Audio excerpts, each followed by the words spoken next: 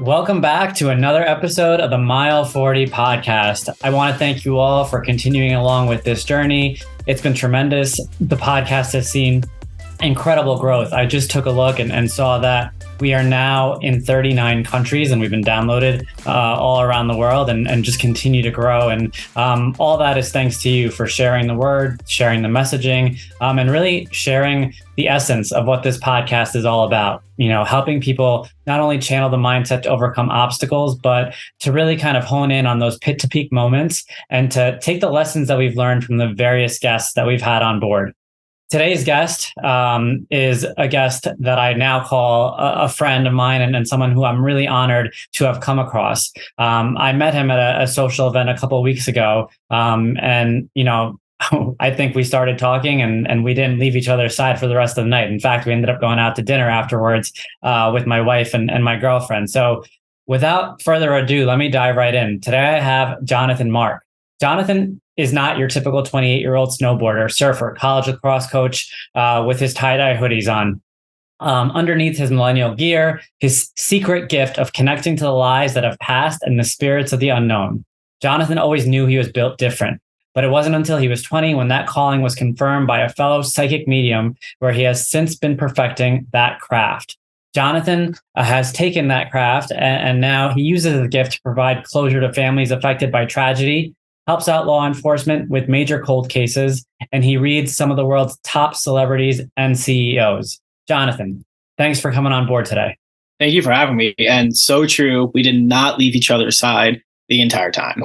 Yeah, it's so funny. My wife and I went home like that night and we were like, you guys are just incredible humans. I mean, you were so kind, so nice. And beyond that, you know, I just gave your bio and I'm sure people listening are pretty tuned in, you know, when they hear what it is that you do. Yeah. One of the things that really stood out about you was your humility and just the fact that given the fact that you do something that's so different than the norm, you really were the most normal person in the room that night.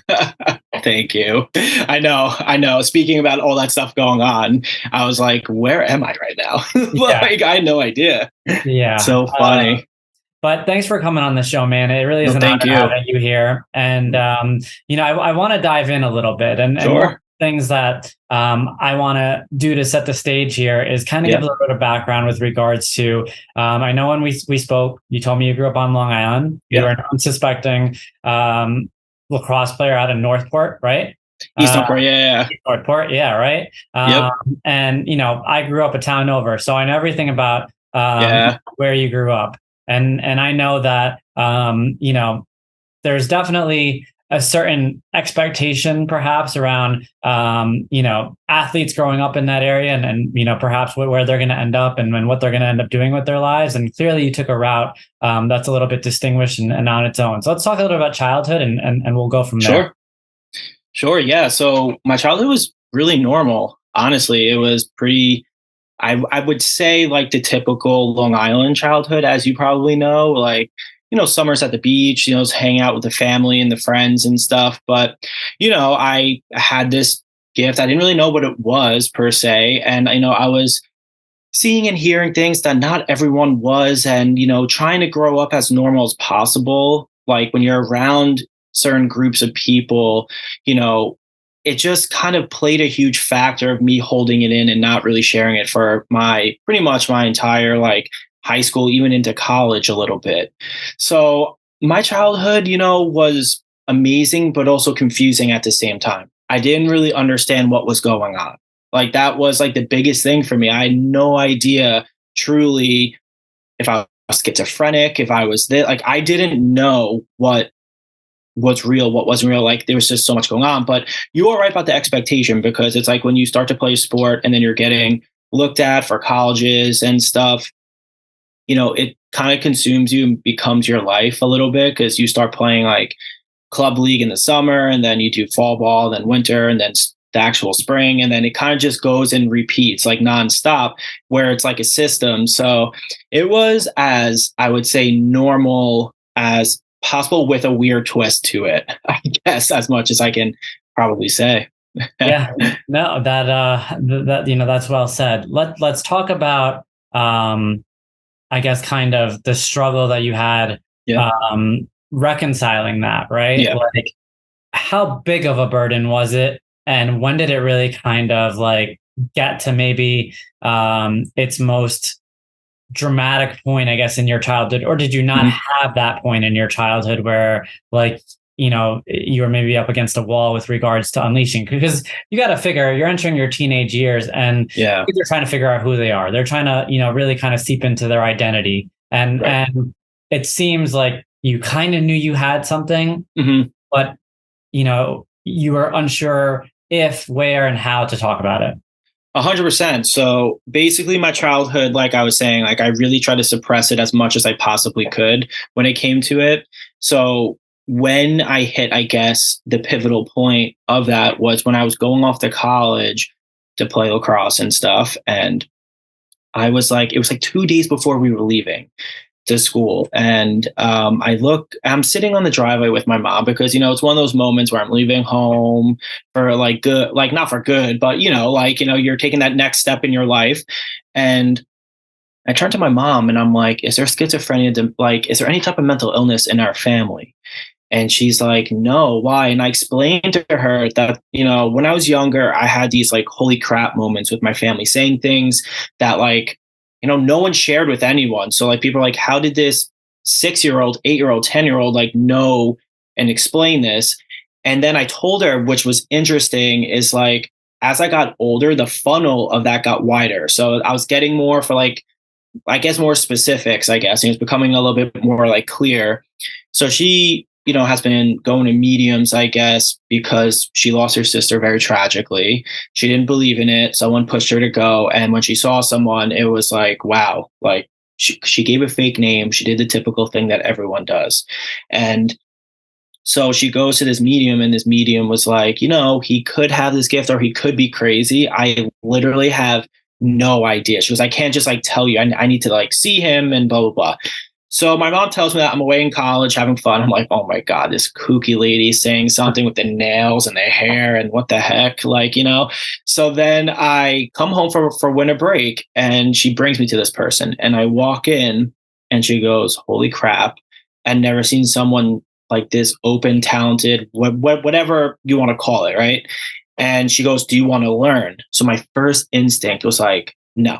I was like, no way do I want to learn this. No way. So I leave and I'm like, as I'm pulling away, I'm like, shit, like if I could do this and help people in a different way, I don't even know really what it is. Why am I the one to say no? I'm like, why am I the one to say no? So I call her back like a week later because I needed to process like some of the things she said. And I went back. She was reading The Public for almost a decade. And within like 6 months, I caught up to her like skill level with it. So she was kind of like, do your thing, like read people on your own. And then I started, reading, like my mom was such a huge part in this because she would bring people I never met. So like friends of friends from work that I never met, her coworkers, family, people I've like literally have never met because she wanted to see, one, is this legitimate? And two, like, is there something there where we can, just see what it is, So then eventually it became word of mouth. I never had social media before that. Like I really didn't do any of that until I started going out to Los Angeles for stuff. And it was word of mouth. And I was getting like people and people, and then law enforcement starts coming, and then boom, boom, boom. And it started becoming like, that became like a pivotal moment when like I started reading, like, I didn't know who this person was until after. So people and everyone don't like judge me, but I didn't know who Scott Disick was. I had no idea who the heck this guy was. I never watched that show, never even thought about caring to watch that show, to be honest. Like, It's just not something I would watch. And so someone came and I read this person and they pulled up their phone and they said, this guy wants to talk to you. He had a black screen on. It was a black screen. So it was like, I guess the camera was covered. I started doing it, blah, blah, blah, blah, blah. And then all of a sudden the thing moves and it's this guy in this like high pitched like voice speaking so fast and like, all this stuff. And he said, my name is Scott. And we were talking. And then I go to find out, like, I told some people I'm friends with. I'm like, yeah, this guy said he's like really famous. This guy's Scott Disick. I'm like, who the heck is this dude? And they sent me like stuff. I'm like, holy crap. I'm like, I didn't realize, like, to me, I didn't know. So then it became a little bit more like, wow, like there is, interest, I guess, from like different parts of like different communities by like, you have like the celebrity people, then you have the law enforcement, you have the like when I say normal people, I mean the day-to-day people that don't really care about that celebrity lifestyle and stuff. So it became really interesting, honestly. Like that's kind of like the pivotal moments. It was just like really like, it was just like one after another. And it was, and it wasn't planned. That's like the thing. Like the thing, like I think people don't understand is that my goal wasn't to seek out to do what I'm doing right now. Like that wasn't it. I had other plans in mind, but that's kind of where I ended up. And it's a really, really interesting thing. That's crazy. Two things kind of popped in my mind as you were Yeah. sharing this. The first question was, you mentioned when you walked into the medium with your mom, and Yep. at the time, it sounded like you weren't sure if you yourself believed in this. Yeah. Number one. Yeah. And then when she asked you, like, if you wanted her to teach you, Yeah. can you Yeah. elaborate more? Is this something that Sure. can you teach this? Like, okay, that's honestly such a great question. So the answer to that is yes and no. And the reason why I say that is because I use this reference all the time to people when like people kind of ask stuff like personally, like a personal question. The answer is everyone can sing, but not everyone can sing like Frank Sinatra. Yeah. So it's like we can all do it to a certain extent, like whether it's medium, psychic, clairvoyant, whatever it is, there's like a certain thing that we can hit to a point and then kind of like hang out there, right? Like it's one of those things, like even with singers, like it takes time to even whatever. So with her teaching me, it was more so her kind of helping me interpret what I was seeing, because I didn't really understand what I was seeing. So like, for example, if they threw an anchor out, right? I'm using this as an example. They threw like an anchor out. This is in the very beginning when it's like coming in like Pictionary, like symbols here and there. I didn't really understand what it was. So if someone threw an anchor at me, it's like, okay, it's either someone who's in the Navy or worked on water. It's not like there's many people that love the ocean, pools, lakes, whatever. It's something that's significant to the person. So it's like Navy, someone who worked on the water as like a fisherman for like by trade and stuff. So she was kind of helping me decipher like what I was seeing to make it an actual reading. But it never started off where I guess, yes, they were teaching me. So I was learning their language. And as I was picking it up, like what they were trying to show me, it became more and more advanced. Yeah. So I guess you can. So like I said, it's like a yes and no thing. It's like you kind of can, but there's a certain like threshold that people hit depending on what they're leaning to. Because I'm sure you hear, as I do too, like a lot of people say they're empaths or they're clairvoyant or this, and everyone has their thing. So it's like, how far can you push that thing? Like that's what I try to explain to like certain people when they ask me that. Like personally, honestly, that's the first time I actually like went into detail about it. Is there any element to this gift that scares you? Like, are you scared of having this power, if you will, or just kind of this gift? So for people that would say no, that would be a lie, because the truth is, yes, it is quite frightening. Even though you do it every day and it becomes accustomed to your life, it still becomes pretty frightening. But what's frightening about it, I guess, from my perspective, and it's frightening and peaceful. There is something else there, and that's the peaceful side. The frightening part is you're seeing very, very intimate personal things about like, that happened to someone through someone that's coming through that affected the both of them. That like there was a cause and the effect right here. So it's kind of like, that's what scares me mostly, is that like they share such intimate things that people really want to like not think about. I guess like they dealt with it, and yes, I know it's validation, so that's why people want it. But like the scary part is like the reaction that you get from people when you say those things. It's just like you have to be very careful with how you phrase it and stuff. So, since I've known you and it's only been a couple of weeks, I love the way that you kind of walk around with this, knowing that you have this gift, but you're not necessarily like, you're not shoving it in anyone's face. That's for sure. Yeah, no way. And you also strike me as someone who's very respectful of the naysayer or someone who maybe, just perhaps doesn't believe in this. 100%. And that's something that I think is really kind of cool about how you carry yourself, despite the fact that this is such a huge part of your life. It's kind of like, you have something, and you're here to help, but you also are very conscious of the fact that either people don't want help, or either people just don't want to believe this, and that's okay with you too. And I think that's just something really commendable about the way that you're doing it, because of the fact that I know you mentioned Scott, but Scott's just one of many high profile individuals who have come across your desk. And I guess, just to give the audience some background here, how did it get to a point where, it became something that celebrities kind of were like, we need to speak to him? Yeah. So basically, I dated this girl, and every good story starts like that. Yeah, I know, right? I was like, damn, I know my grandma's gonna be pissed about this, but she knows the story, like, But I dated this girl, and her brother. This was years ago, where I'm sure you remember this, where like, Instagram, those influencers were such like a big thing. Even like it was new, but it was big. And like he created, or I don't know if he created or was a part of this app, or I don't even know really, but essentially it was a brand's creator, the middleman sets both people up, right? Like now that's way more mainstream today to have that, but back then it was so new. So he came for a reading because I was dating her, and she was like, you need to like meet him first and foremost, but like, this is what he does. He was a typical like, this is BS, whatever. And my reaction is like, that's cool. Just sit down with me for 10, 15 minutes and then, then make your decision before you say anything. Needless to say, this dude was holding my pillow crying, because we did at my parents' house. He was like squeezing it. And then he's like, I need to bring you out to LA, because that's where he lived and that's where he did all his stuff. And he's like, there's no like medium out there like you. He's like, you're tattooed, you're a normal dude. Like I could like, he's like, you're like, he was just trying to explain to me, like, there's a stereotype and you don't fit that stereotype as a medium.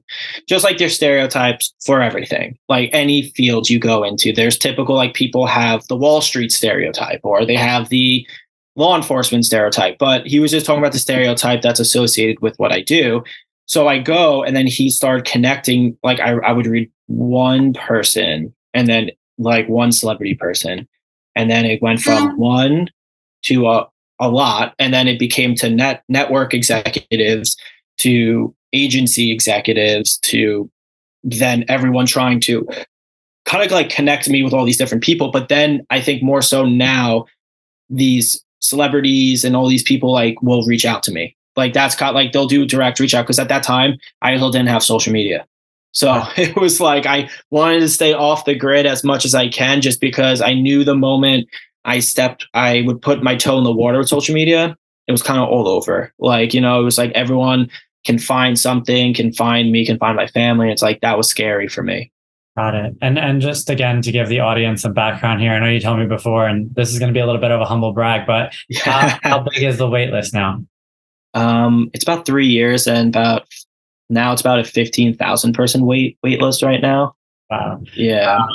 That's just to give the listeners a little bit of insight with regards to, where this has gone from when you first started. Yep. And then another thing that kind of comes to mind as we talk about that trajectory in LA and what happened there is, this no longer is a gift. It kind of now is a responsibility, in the sense that, a lot of people are heavily invested with regards to the outcome here. So maybe you can give a little bit of insight with regards to how you approach that responsibility, and maybe giving also the audience a little bit of background with regards to the other people in your field. I know you've spoken to me about some of the bigger names in your field. Yeah. Again, I don't know how big the field is overall, right? Clearly you've won over the respect of a lot of high profile names to get all these referrals. Yes. And that must speak to how seriously you take this responsibility. But it also kind of strikes me as something that someone could pretty easily abuse if not taken correctly. Can you just talk a little bit about all that? Sure. Yeah. So the responsibility aspect is such a big thing. So like from my perspective of the responsibility is you're dealing with people and their emotions and they're vulnerable when they see you. And the responsibility from my perspective is you have to like closure with validity. Like it can't just be a basic thing. So for me, I want to make sure when I go in, I take it as like, to be honest, like every reading, before reading, I get anxiety, I get like nauseous, I get nervous. And you would think after years and years and years of doing this, it's like a basketball player. You go into the game and you're like, all right, after 7 years, this is routine for me. I'm just going to go in, do my warm up and, get it going. But for me, it's like, I think now because there's such a long wait, people have this expectation. I want to live past that expectation. I want to do more for them because they waited so long and that they need it too. And it's very easy to abuse because you can manipulate people. You can like do things based on people's vulnerability and their emotions, which is why I try to like I would never go down that route. Like my first and foremost thing is just closure with validity. And if they need any help that's past that, then maybe professional, they go to like a therapist or a professional, because that's not what I do. But I would never want to abuse it. But it is very easy to abuse it because when you get to a level like the other ones out there, like people know the Long Island one, the Hollywood one, all of them, it becomes more, and not saying that they don't do it for the right reasons. I think it gets kind of the right reasons aspect of it sometimes. It's hard when you're in the spotlight doing it in this profession because there's not many that are legitimate, right? There's people that can do things and, manipulate people and whatever. So I think sometimes when you get to a certain point and you've been on TV and you've done your thing and it's like, it becomes more of I don't know what's the right word. It's like you go onto a show and it becomes like an act, right? Not like scripted, but it's like you have to hold this persona. You have to be this type of person. You have to be like that, where it's like just be, I try to stay true to who I am with like everything that I do, but it's very easy to get lost in the sauce, I guess you can say, I guess in any field really, but when it comes to this, it's just, you're dealing with people's emotions and vulnerability. Absolutely. Hey all, it's me, Bishoy. As a marathon runner and endurance athlete, I've come to understand the importance of properly fueling your body for preparation and recovery. Every day, you get a shot at success. How you start your day typically paints a picture of what the rest of the day will look like. Start your day with a super convenient, healthy, and delicious nutritional win. Meal 1 by Kreatures of Habit. Overnight oatmeal packed with 30 grams of plant-based protein, chia, flax, and pumpkin seeds. Vitamin D3, omega-3s, a probiotic, and digestive enzymes made in under 1 minute. Stop wasting time or worrying about what to eat as your first meal of the day. Start with Meal 1. Visit creaturesofhabit.com, creatures spelled with a K, and use code MILE40 for 15% off a one-time purchase or the first subscription order payment. Wow, there's so many directions I want to go in, but time here. So let me keep us moving here on this. So with regards to law enforcement, I know you had some experience in law enforcement, and now you're using the gift to help out with cases that come your way.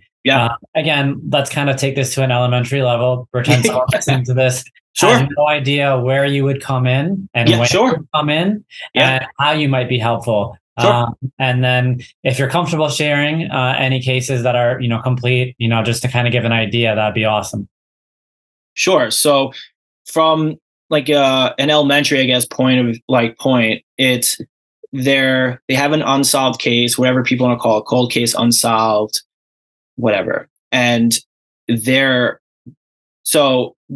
hit a time frame where it's kind of, if you don't get something new or any type of lead or any type of anything, because there's so many, they have to kind of focus their attention more so on the next one.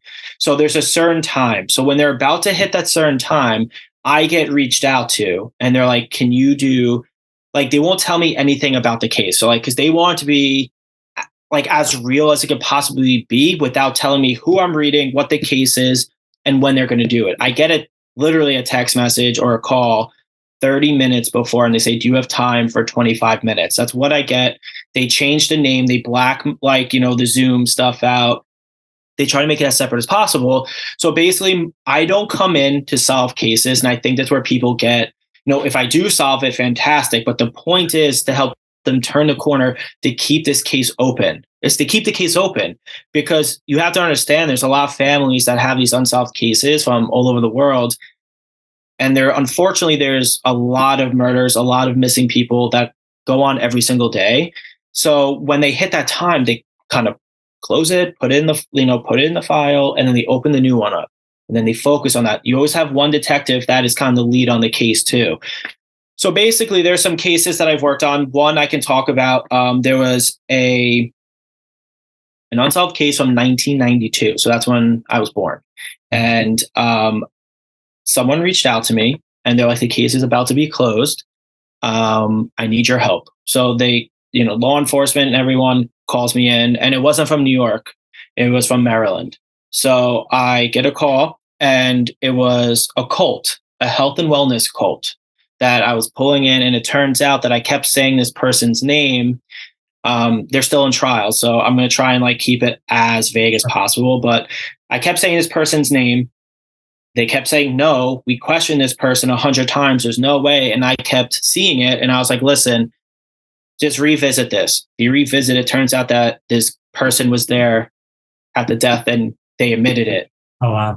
So then now, since that case is essentially I know what they did, and then they found out who did it. But because there's a whole trial system, it doesn't happen. And I think people think that it happens overnight. I've learned it does not happen overnight. It takes months and months and months. Another case too is there's a case that happened on Long Island. Oh no, it's in Howard Beach. And there's a case with Karina, and she was a jogger, and she went for a jog like she did every morning and got murdered. And they're like, who the heck did this? We have no idea. Turns out that one of the police people heard about me and sent someone to my house for just a reading to see if it comes up and what comes up. It was her cousin, and they sent her to me, and I read her, and I helped them because they thought it was a family member. They were convinced, blah, blah, blah, blah. What they typically do, they have their lead. And I kept saying, no, it's this person. And I was saying the same name again. Yeah. It struck more so curiosity for these people, more so than I'm going to listen to this kid. It was more of the curiosity aspect of it.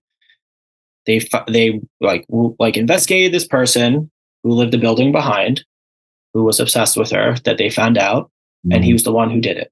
Wow. And then that's when I started to get my name out there on the law enforcement side of things. And then they started bringing me missing people, even whistleblower cases for big banks and stuff. And I helped them solve whistleblower stuff, which is not really my forte. They really needed it at that time. And I was I can try my best, and I tried and it worked. But that's kind of how it started. But now I have over, I want to say around 1,200 cases that are sent to me from law enforcement and PIs and families. And it's very overwhelming because people are how do you get through it? It's I try to go one by one because it's I can't pick and choose who's needs my help more. They all need help. And if they're desperate enough and law enforcement is desperate enough to reach out to me, that's outside of New York, because I've proven myself with the New York government and all that stuff. And then they must really need it. So I'm trying to go through, and it's just so much, and it's a lot of my mental state as well. So it's it's just a lot. That kind of takes me exactly where I wanted to go, with the sense that you're doing something that 99.9% of the population can't relate to. Yeah. And we all need our own therapy. Yeah. I can't imagine that there are many people out there qualified to be able to have this conversation with you, because you're seeing some really dark things. Yeah. From what I gathered from you, yeah, you're able to compartmentalize what you do Exactly. as your job and kind of turn it off when you need to turn it off. Yeah. But that doesn't mean that if it continues to happen day in, day out, and you're seeing all these things, Yep. that it won't take a toll on you eventually. 100% does. Yeah. And so, the premise of this show is to really talk about those pit to peak moments in life. Yep. And I'm not saying that you bottomed out here, but I have a feeling that you're continually being worn down, perhaps, Yes. by these various cases that come your way. Yep. And maybe, again, you're not at your pit, quote unquote, but you might be at a point where you're just trying to figure out, like, okay, but when do I get my therapy, right? Like, when do I, and where is that going to come from? Yep. And is that ever going to come? Can you talk about that a little bit? Sure. Yeah. So I'm able to like separate, kind of, I will say. I've learned to kind of separate because it does take a major toll on me. There are times, and to be quite honest, there are times where I'm ready to stop doing this because it's way too much darkness. And I feel like people expect a lot from me if I don't perform the way they want me to perform, but it's not really, it's not that. It's just a constant talk about death and the constant talk about, like, sometimes like the murders and like this dark stuff, like you're talking about like these murderers, these rapists, the whatever that comes through. And I've never honestly have spoken about this, but there are times where I'm like, you know what, I'm going to throw in the towel. But then, I get a message from someone that I helped a year ago about a case or a reading, and then it makes me like, all right, this is why I'm doing this. Like, there's people that reached out, like, to be, and it's hard for me to say because it's like such an emotional thing, but it's like, I have thrown in the towel and it's not because things weren't going fantastic. Like, who knows at what direction it was going in, but it was because of this constant talk about death and this constant, like, talking about darkness sometimes when it's like murders and stuff. And then it's like, when am I going to get my help? And when am I going to be able to just walk around and not feel this constant weight on my chest and shoulders with like the things I've spoken about and like what I need to do next and everything. So then I kind of reschedule my clients for like the following week. And I'm like, I need a moment. Like, I don't know what I need to do, but I need a moment. But then it's always something where like I get a message from someone. They're like, I spoke to you a year ago. After I spoke to you and you said these like, they're like really specific things about X, Y, and Z, whatever case, or just reading, they're like, I didn't take my own life. They're like, I was on the verge of taking my own life. And then I kind of get like, all right, this is why I'm here to help people. If I have to suffer, I'm going to suffer. So, wow. Yeah. You mentioned like in the middle of what you were saying, like, why doesn't he try harder? Like, as an example. Yeah. Is that applicable? Like, is this like a try hard? It's not really, right? It's not. No. Because, I don't want to go into detail about like how much you charge unless you feel comfortable doing that. I know it's on your website, but you mentioned to me when we were talking in passing when we had dinner that night. Yep. And this isn't one of those things where like if someone was like telling me try harder, like in a corporate arena, I'd be like, yeah, you're not paying me enough to try that much. Yeah. This is not really applicable here. This isn't one of those things where perhaps like if you doubled or tripled your rate, like, nothing like that. Nothing like that. Nothing like that. It's typically, honestly, when the law enforcement or people their backs are against the corner and I help them out like a little bit. Yeah. Like where I was able to give them something, they're like, I need you to do more. I need you to do more. And they keep saying, do more. And and then that becomes like so overwhelming with things. And then also too, like, which is kind of like crazy, is when you start reading these like celebrity people, they start reaching out to you because they feel like we're like super close. Yeah. But it seems pretty like one-sided where it's like they only reach out to me when like they need me to do my gift. Like, so that becomes like also very stressful as well too. So now I'm starting to put boundaries up because I didn't have those at first. I was like, I don't, now I'm just like, listen, you have to wait a little bit. Like I can't do 100 things for you right now. But yeah, no, it's not like, in a corporate setting where you're like, try harder and you're like, you don't pay me enough. It's like, no, like I'm giving you everything I got. I leave drenched in sweat. I have a migraine after I do it. There was one instance recently where I pushed myself so hard where I went blind in my left eye. Oh, wow. And I had to go to the doctors, to like, the eye specialist. And they're like, literally nothing is wrong with you. And like, they test my vision, they tested everything. And I explained to them what I do. And a lot of doctors and a lot of people have done research on people like myself. And I've been part of it too, like years ago, but they were saying this is very normal for like people like you that like hyper focus so intently when you do something where it affects the part of your brain and your eye. Then, it becomes like a trickle effect they were trying to explain to me, which is like, I'm not in the medical field, so I probably sound really stupid trying to explain it right now, but yeah, it's a little crazy. How has all this impacted your social life? Right? Like, it's a good question. Imagine that for some people, it was probably hard to digest. I'm sure your social circle has been refined over the years because of this. Yeah. Can you talk about that a little bit? Yeah. So basically, I kept it quiet for a very long time. Like, that's why I go by Jonathan Mark. I won't like. I didn't want people, when it was word of mouth, didn't want people to know my last name. So like my friends couldn't find out.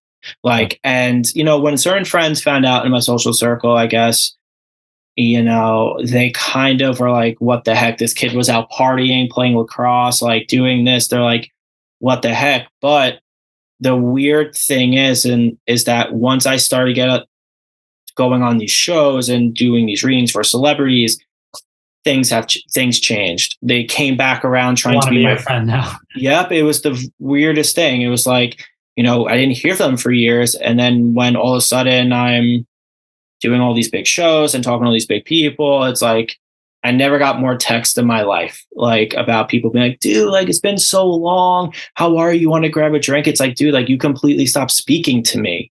Like, so I've definitely now I'm very careful with who I let in my life with this, because of the things that have happened to me with this, being my profession, my gift, and all that. Is there a certain kind of person, like, for instance, either someone you idolize or look up to, or someone you have a tremendous amount of respect for, or even someone that you really love, whether it be a family member or like your girlfriend, for instance, where you struggle to like kind of go there with them, or are you open to essentially anyone? Like, is there a certain cutoff for you where it's like you're some like for instance, you're my mother. I would never read you. Like, is that something? Correct. Yeah. So I try not to read family. I mean, like, the truth is, with the family stuff, you can't really read your family so much. Like, you can to a certain extent, but then it becomes like memory based, right? Because then you hear stories and it becomes memory based. But there is a cutoff. Like, I had there's a story where I was dating someone. This is in the beginning when I'm like, really learning and all this stuff. And she, she's one of those people that came back around. Actually, we broke up because of it. And then she came back around when she started seeing my name, like, and all this stuff. But we were laying in bed, like, after watching a movie, just like about to go to sleep. And her grandfather came through. And this is like when I really couldn't like control it. You know what I mean? And he kept showing the name. I'm gonna use Frank. Kept showing the name Frank to me over and over. And I turned to her and I go, who's Frank? Like, your grandfather's here, and he keeps flashing that name for, like, like things like that.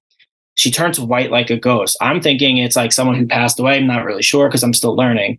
Turns out that the name that I said was her ex-boyfriend, and she was with him, and she admitted to me that she was with him the night before, because I think she was so like weirded out by the fact that I kept saying his name, and it was coming up constantly. So obviously we broke up from that night, because I was like, that's awful. But then I kind of learned, like, there is a cutoff. Like, you shouldn't be. And it's like, I try to be respectful. I don't invade people's privacy. So it's like, let's not do that unless you really need it. And then we'll talk about it, or I'll send you to someone that I know that I respect. Like, and again, for the audience here, is this something that's one-sided? Meaning, can you go into a room of strangers and read people without them kind of being engaged with you, or do they need to be Yeah. So they don't have to be engaged at all. I mean, majority of the people that I read, they give me fake names, which is like completely okay. I really could care less because I'm so far removed from the appointment setting up that it doesn't. I get sent a Zoom link and then I click the Zoom link. But just say yes or no. I mean, that's as much as like people should probably say, because if you're sitting there in silence, then it's just like really awkward. So I'm just like, just say yes or no, like, you know, but you don't really need to be engaged, but you can obviously tell when people are more like, don't really want to go into that, more than people that are like, you can see like that really want it. But I've learned over the time and years and stuff that don't go into a room, start reading people, like, because it's kind of like you don't want to step on people's toes when it comes to privacy and very personal things. And you shouldn't expose it unless they're like really on board with it. That's why like you see like these mediums like Teresa, Tyler, and all of them, they do like those arena readings, right? Those people are going because they want to be read. So if he points to someone and does it, they want to be read. But if you're going to like a restaurant, I used to always lead, be like, hey, my name is Jonathan. I'm a medium. Like, I see something, like, is it okay if I say it to you? Because then it becomes like, then they're like, you know what, like, that's respectful. They can say yes or no. At least you give them the option, versus like people that like walk up and like, and you're just like, whoa, like, I didn't want my girlfriend to know, blah, blah, blah, blah. Like, you know what I mean? Or my partner. So yeah, I'm very careful with it. Now that you're like fully entrenched in this, and this is what you do. Yeah. Is this in line with what you would call your life's purpose now? Or is there anything else out there right now that, aside from this, that defines who you are as a person, Jonathan? That's a great question. This is my life's purpose. I've come to realize that. And to be honest, at first I wasn't sure. And I wasn't sure if this is like something I wanted to be my purpose. But through helping people and through being able to help law enforcement and different things, I know this is my purpose, which is why I will always push myself no matter where I am, how I'm feeling, what I'm doing. And I think, as far as like future goes with like the purpose, it's just to continue to change people's perspective about there being something else. Like, and that's just my purpose, just to show through experience, validity, like things that you can't really explain with like law enforcement stuff. Like, there is something there. Your loved ones aren't far away. And just to give people that peace and comfort. That's really my purpose now, because I want to help. Yeah, I think like as humans, a lot of times we forget that at our very essence, like, we are spiritual beings. Like that is what we are. Like, the physical portion of our lives is the shortest. It's so temporary. Right. But we are essentially spiritual beings. And I think it's something that is forgotten a lot. And even, I came across a quote that kind of mentioned it the other day, and it made me think of you, but it's something that you just don't intuitively think all the time. Right. We're just so used to being alive as physical humans that we think that this is it. But what we don't realize is that, we are spirits that are renting our bodies right now, essentially.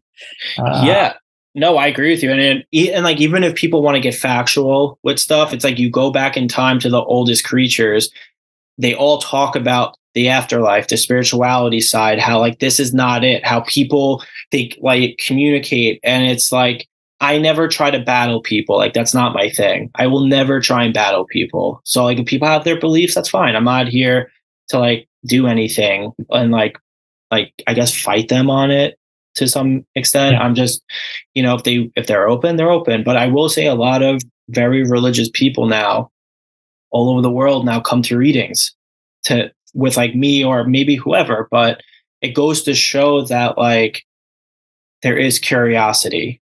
There's that curiosity part, because I guess the factual side of things thousands of years ago that we can't even explain. Now people are trying to make it more logical, I guess, but like life is not so black or white. There's that gray area in between. Yeah. So like, that's why I just want to help people with that stuff. Yeah. No, I agree with you. I kind of want to get your take on where you find your own inspiration. Yeah. And maybe it was something that kind of was ingrained with you along the way as you grew up, or maybe now it's new sources of inspiration that you look to now. So I look to my family as like a huge, huge thing of inspiration to me, because I see where my family came from, how they are now, and how they kind of, embraced this essentially with open arms, my immediate family. I really, it's one of those things, I guess, where, everyone probably says family, and I understand that. And that's huge. It's just to see the progression of like what my parents went through growing up to where they are now. You can talk about the religious side. I mean, my dad's side was so religious, and to see people being more open gives me, a little bit of like the inspiration to keep going, to know that like if these people can turn, they're so religious, other people can. And I'm not here to press them with it, but I've had like people in my life that would come kind of in and out that gave me different portions of inspiration, I guess. But like, I think the overall is my mother, my father, my brother. Yeah. No, that's beautiful. Thank you. I think that the religious aspect of things, it's interesting because like I grew up a Christian, and I consider myself to be faithful, but one of the things that I've learned is that, at least in our faith, we believe in a life after life, right? Like it's not the end of the road. Right. And the one thing that I think all humans on this earth can agree upon is very few of us, if any of us, can actually speak to what happens like the moment the light goes out. And so, I find it incredibly special that you have this gift and you have this opportunity to share this all. Thank you. With regards to kind of rounding this out, are you working on any projects right now, or is there anything that you kind of want to share about the platform that you've built, just to kind of give the audience a sense of just your trajectory from here? Yeah, sure. So right now I am in, I guess, the process of a television show with an A-list person that's going to be a co-host of mine. We're finalizing some things. I'm not really allowed to say who it's with and where it's going, but there will be a show, and we have our final thing on Wednesday, and I'm pretty excited. Like, I've been through the ringer with this stuff, and it's to see someone very famous that is going to pair up and do this with me, because she had a reading, and all this. It's exciting, and it's something that I get pitched a lot of television shows from all the platforms and the networks that reach out to me, and this one by far is the one that I feel most passionate about. I had another show that was going on, and I, based on the, outside like stuff that's going on with like the writer strike, and then the Screen Actor Guild, people going on strike and all this stuff, I decided to pivot and turn to something that's more, I guess I can compare it to kind of like a Ted Lasso, if people know what that is. My wife and I are watching it right now. So it's like fun. Yeah, it's like a feel-good show, right? Like, you feel good after you watch it. So that's kind of what we're doing. Instead of making it a very serious type of show, I made the decision with the person who I'm doing this with to pivot and make it a feel-good show. And like, that's what I always want to do since I even went to LA and went to this. I always had this vision of the feel-good, helping people out that really need it. Not, I don't know. I just had this vision about always helping out families that were struggling, that lost people unexpectedly and tragically, and trying to give them like a step forward in like whatever they're in. I'm not here to solve it. I'm not here to do that, because I know there's other processes that need to happen. But if I can help you take another half a step or a step forward, that by far means the world to me. Like, by far means the world to me. So like, that's what I'm really excited about. So yes, long story short, there's a show coming soon. Yeah. I love that. And I think that one of the things that really stands out about all this is you've obviously come across thousands of people. And, we already talked about your wait list, but it's abundantly clear that you get the most joy out of helping those people who need it most. Despite the fact that you've worked with numerous high profile names and on high profile cases, I can tell just in the way that you talk about the people that nobody knows, that those cases really mean a tremendous amount to you. And that's very, very prevalent in what you're sharing here. So I just want to say thanks, man. Like, honestly, like, it was such an honor and a privilege to have you come on here. Your story is incredibly unique. And, I think it speaks to a multitude of people out there who are maybe going through childhood, adolescence, even early college years, holding on to something. Even if it's something different, even if it's not the same exact thing that you held on to, you're an example of being able to own who you are, and use it to make an impact in this world. So thank you. No, thank you, man. That was so nice. Thank you for having me. I was so excited to do this. So thank you. Awesome.